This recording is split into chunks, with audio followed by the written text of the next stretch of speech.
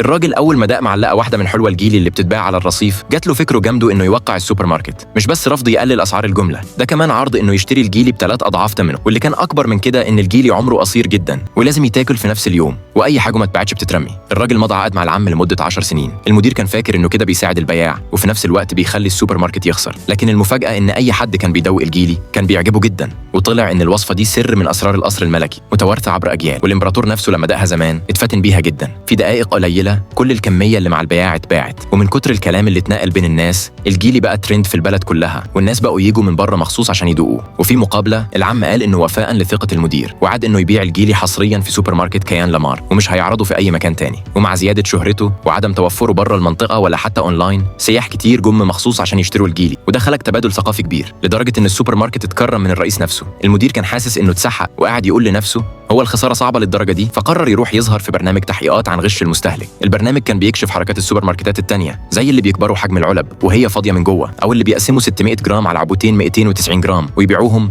اشتري واحده وخد التانية مجانا، والزبون في الاخر خسر 20 جراما وهو مش واخد باله. المدير اختار يفضح عرض الفراخ المقلي الجديد عندهم اللي متسوق على انه 8 قطع بسعر 6. الحقيقه انهم كانوا بيجمعوا جزء من كل فرخه من ال6 فراخ ويركبوا بيهم فرخه 7 وبعدين يضيفوا فرخه كامله كتمويه، فالموضوع يبان 8. المدير كان متاكد ان الخطه دي هتزود غضب الناس والسوبر ماركت هيتقاطع، لكن اللي حصل العكس. الجمهور ما كانش مصدق وقال يعني دي 7 فراخ متباعوا بسعر 6؟ يا بلاش، ده قمه الضمير. وتاني يوم العرض ده اتباع كله ونفد من الرفوف.